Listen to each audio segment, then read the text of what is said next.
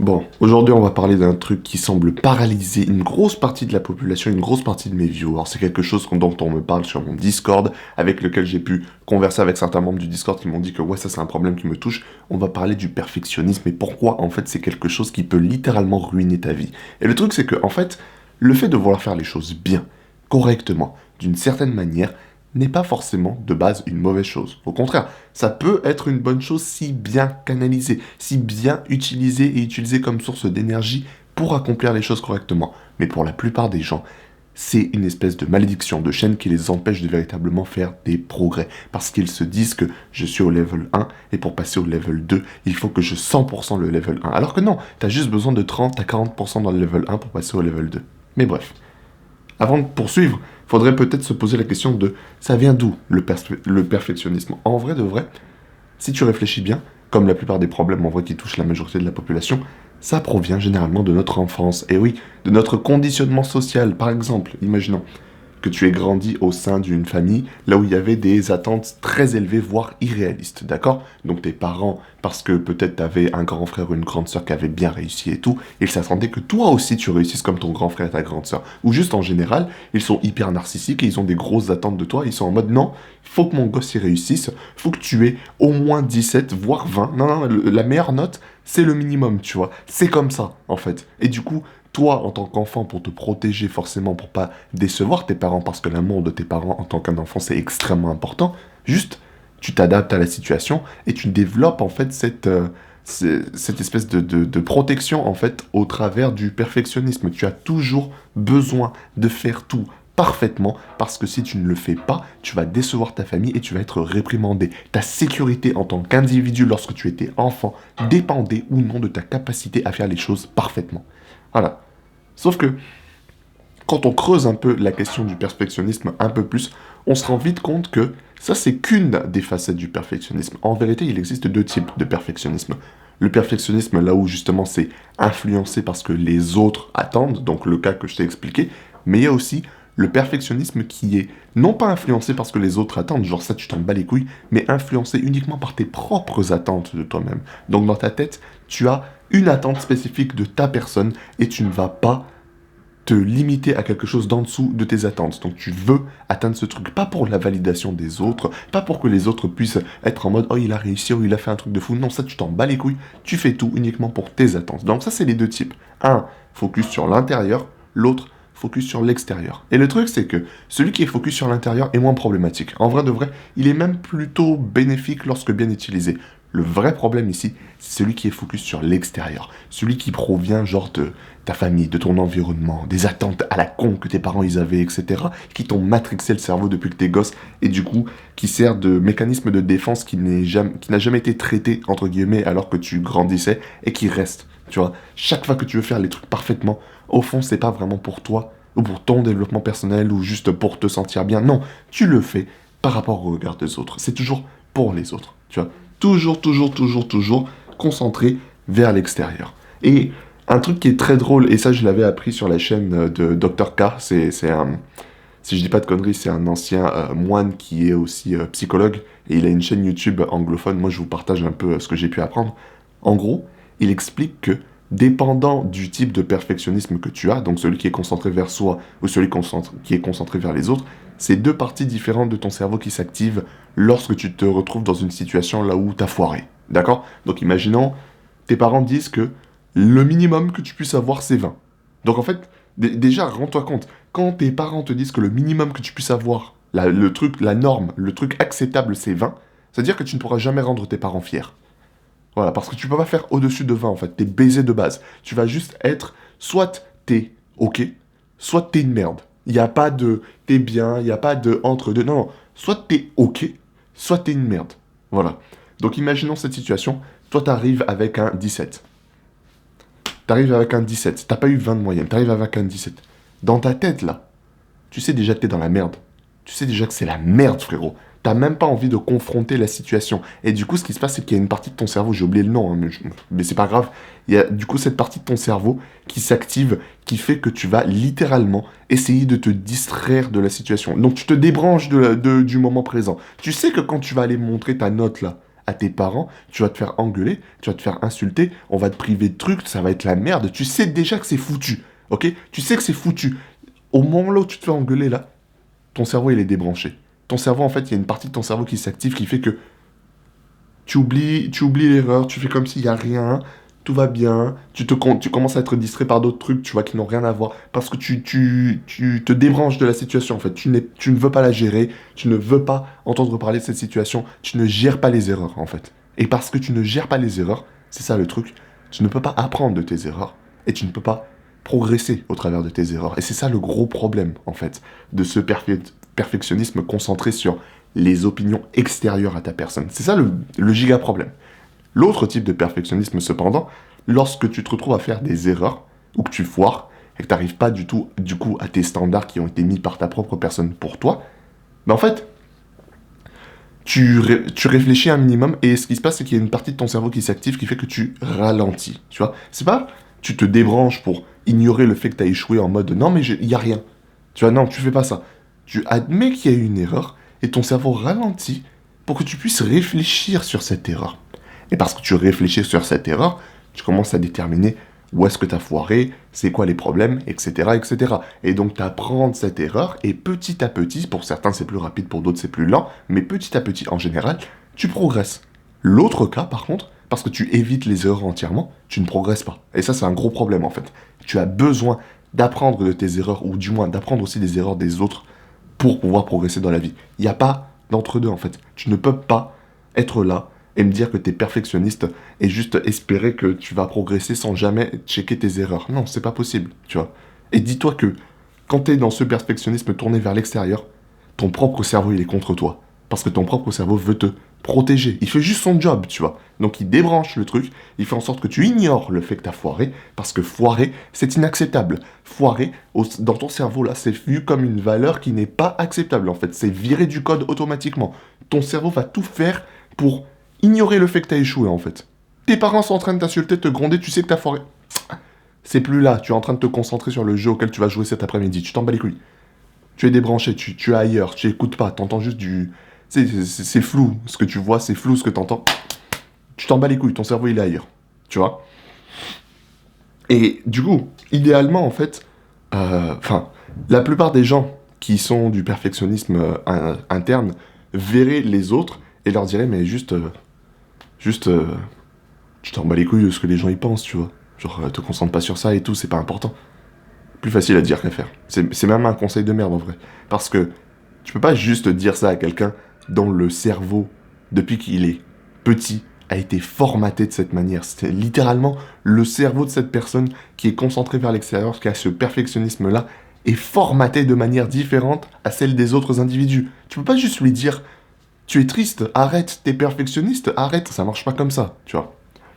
Sauf que le plot twist, c'est que là, tu pourrais te dire que, ah ben du coup, le meilleur résultat possible, ce serait de passer de perfectionnisme poussé vers l'extérieur à perfectionnisme poussé vers l'intérieur. Sauf que pas vraiment. En vrai de vrai, les meilleurs résultats apparemment qui peuvent être obtenus en tant qu'individu dans la vie pour avoir le plus de succès, c'est quand tu as un espèce d'équilibre des deux. Quand tu arrives un peu à avoir les deux. C'est-à-dire que tu n'es pas omnubilé par les attentes de l'extérieur et tu n'es pas omnubilé par tes attentes intérieures, mais qu'en même temps, tu puisses reconnaître les attentes de l'extérieur tout en prenant le temps de ralentir ton esprit et de juste apprendre de tes erreurs. C'est généralement ce qui mène apparemment aux meilleurs résultats en général, tu vois. Mais la question maintenant c'est comment tu fais ça? Ouais, parce que bon, je suis là, je suis en pull rose, je suis en train de te dire oui, le perfectionnisme ça marche comme ça. Comment tu fais ça? Bah déjà en fait, ça c'est un conseil que je donne dans toutes mes vidéos. En général, première étape selon moi avant de faire quoi que ce soit pour essayer de changer un peu ton cerveau, ta manière de percevoir le monde, etc. Il faut que tu comprennes un peu vite fait les mécanismes de ton cerveau. Et pour ça justement, j'ai un lien dans la description qui mène à un guide gratuit où tu peux apprendre les bases de la psyché humaine, etc. L'inconscient, le conscient, tout ce que tu veux. C'est gratuit, tu peux le lire comme tu veux, tu fais ce que tu veux. En vrai de vrai, tu cliques dans le lien dans la description, tu auras tout ce que tu veux. Mais après ça, pour être plus spécifique, selon moi, il faut pas juste se dire, il faut arrêter en fait. Non, c'est conseil de con en fait, ça marche pas comme ça. Non. Il faut qu'on réfléchisse de manière plus pratique, d'accord?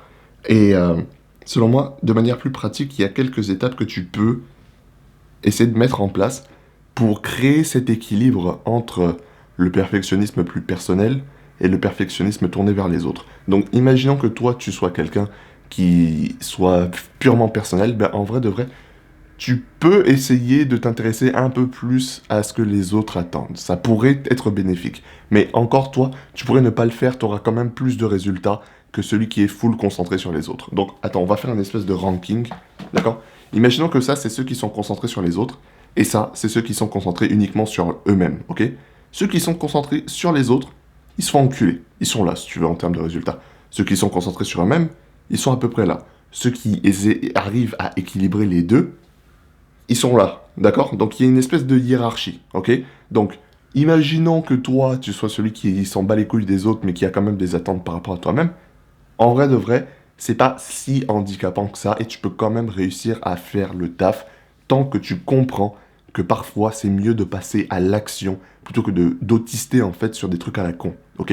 Pense 80-20, pense loi de Pareto. Pour ceux qui ne savent pas c'est quoi le 80-20, en gros, 80% des tâches ne mènent que à 20% des résultats. Tandis que seuls 20% des tâches mènent généralement à 80% des résultats. Ça veut dire qu'il existe des tâches, des petites tâches, ou juste un très petit groupement de tâches qui apportent le maximum de résultats. Donc techniquement parlant, mathématiquement parlant, tu devrais concentrer 80% de tes efforts sur les 20% de tâches qui ramènent les 80% de résultats. D'accord? Par exemple, exemple tout con, hein. Moi quand je tourne des vidéos, techniquement parlant, la tâche à 20% qui apporte le maximum de résultats, c'est le fait de juste me poser devant ma caméra et d'enregistrer. C'est pas le montage, c'est pas le fait de faire des jolies miniatures, de faire des cuts dans les vidéos. Non, c'est le simple fait de me poser, d'enregistrer une vidéo et de la mettre sur YouTube. C'est ça qui apporte les vues, les résultats, les abonnés, tout ça. Ça vient de ce processus-là. C'est le 20% qui apporte 80% des résultats. Et tout le reste, là, c'est du bonus. D'accord? Donc, peu importe ce que tu veux accomplir dans la vie, peu importe ton business, tes idées de carrière ou je sais pas quoi, il faut que tu analyses quel serait le 20% de tâches qui apportent 80% des résultats. Et ça, c'est un conseil général. Mais ouais, pour ceux qui sont du coup dans ce perfectionnisme plus centré sur eux-mêmes, vous pouvez juste rester comme ça si vous voulez, mais juste comprenez que parfois, juste autister comme des cons, ça ne sert à rien, ça va juste te mener vers un mur et tu vas juste se sentir comme un con qui n'avance pas dans sa vie. Mais pour ceux qui sont véritablement handicapés par le perfectionnisme tourné vers l'extérieur, qui provient du coup de cet environnement-là où ils ont grandi, etc., des attentes de la société, des attentes de leurs parents par rapport à leurs grands frères qui, eux, réussissaient, et toi aussi tu dois réussir parce que voilà, il faut être comme Georges, hein, Timmy? Tu dois réussir comme Georges, lui il est allé à Harvard, pourquoi toi tu vas pas à Harvard, hein? Grosse merde, tu vois? Pour ceux qui sont affectés par ça, première étape que tu peux faire, c'est plutôt que de te friser, essayer de fuir le fait que tu as échoué parce que c'est le mécanisme de ton cerveau, essaie un peu de contrecarrer ton cerveau. Genre maintenant que tu sais, essaie vraiment, la prochaine fois que tu échoues quelque part, essaie d'éviter de te distraire.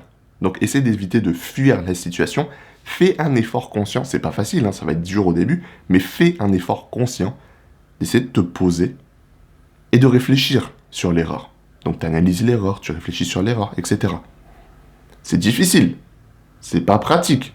Tu vois, c'est chaud quand même d'aller à l'encontre d'un mécanisme de ton cerveau. Mais en fait, à force de faire l'effort conscient, parce que tu peux contrecarrer ton cerveau, à force de faire cet effort, en fait, lentement, tu réarranges un peu tes mécanismes cérébraux pour que tu sois plus apte à avoir ce réflexe naturellement. D'accord? C'est comme par exemple, les gens ils me prennent pour un con comme ça, il y a plein de gens qui pensent que c'est faux, mais en gros, souvent, je dis aux gens qui sont dépressifs, qui se sentent mal dans leur vie, je leur dis, littéralement, fais une liste des trucs pour lesquels tu es reconnaissant dans ta vie.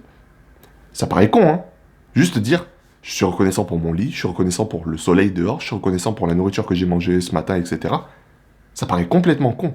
Mais juste faire cette liste te rappelle que tu vis dans un monde là où il y a aussi beaucoup de positifs, malgré la négativité qui vient obscurcir ton jugement. Ce qui fait que, en fait, il faut savoir, les personnes négatives et dépressives, souvent, c'est pas qu'il n'y a pas de positif dans leur vie, c'est juste que le négatif dans leur esprit a pris le pas sur le positif, ce qui fait que peu importe comment ils vont percevoir le monde, tout ce qui est positif sera flouté, tandis que tout ce qui est négatif sera exacerbé. Alors, faire l'effort conscient d'écrire les choses pour lesquelles tu es reconnaissante, fait en sorte de moins flouter le positif, de le remettre un peu en premier plan, ce qui permet de plus le percevoir et donc de se rendre compte qu'en vérité, le monde, il n'est pas tout noir.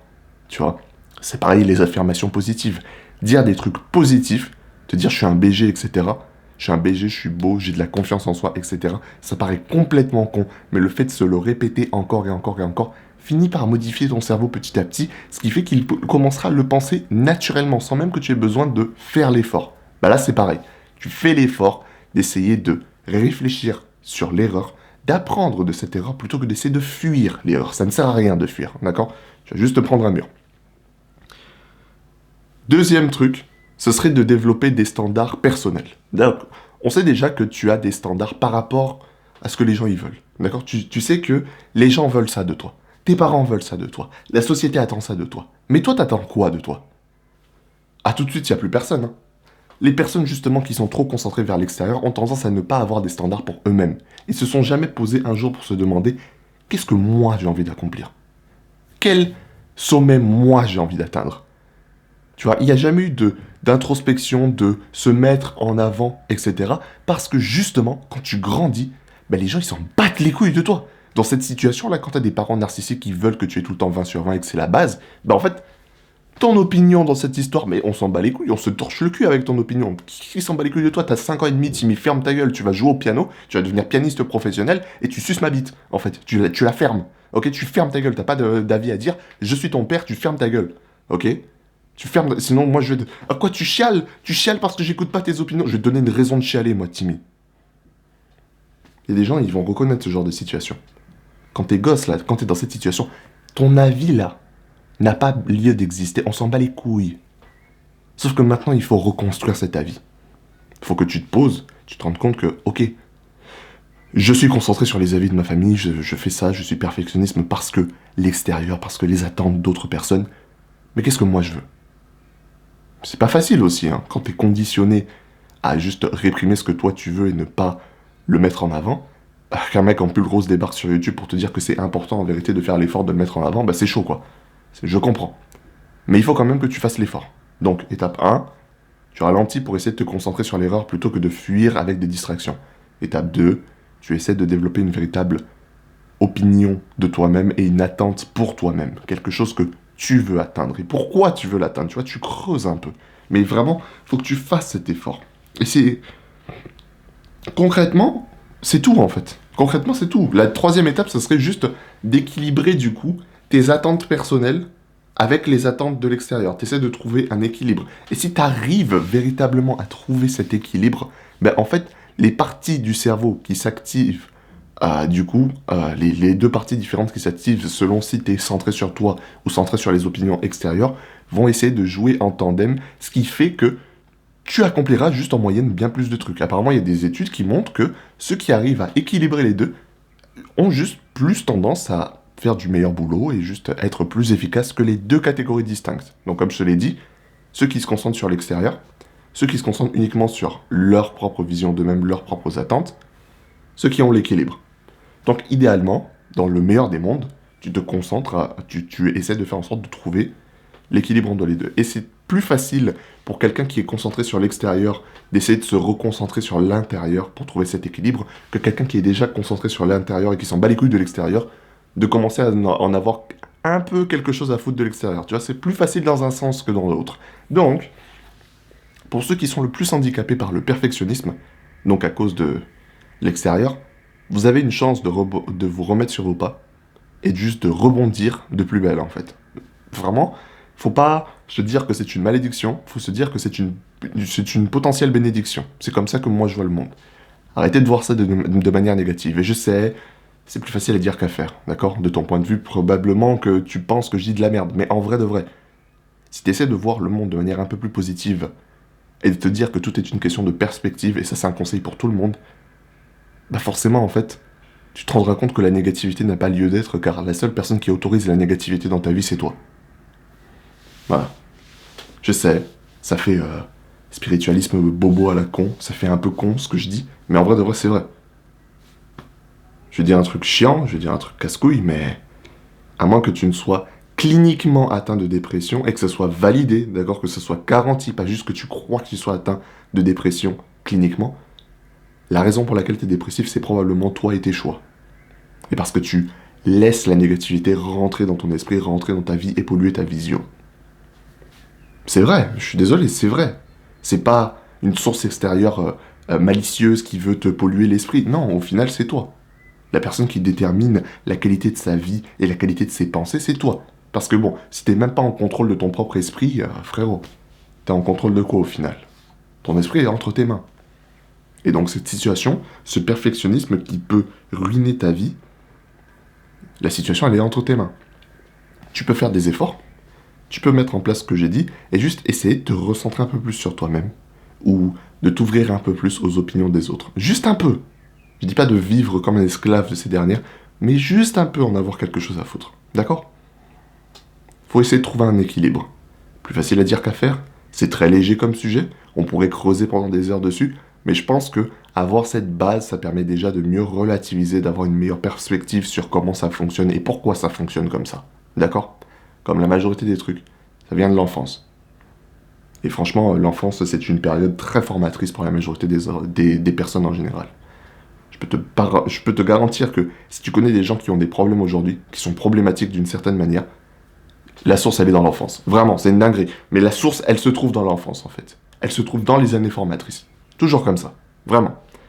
Bon, je suis pas spécialiste, hein, mais de ce que j'ai remarqué, dans 80% des cas au moins, c'est comme ça. Voilà. Ben écoute, à part ça, franchement, j'ai pas grand chose à rajouter. Je dirais juste que, je suis sûr que tu peux y arriver.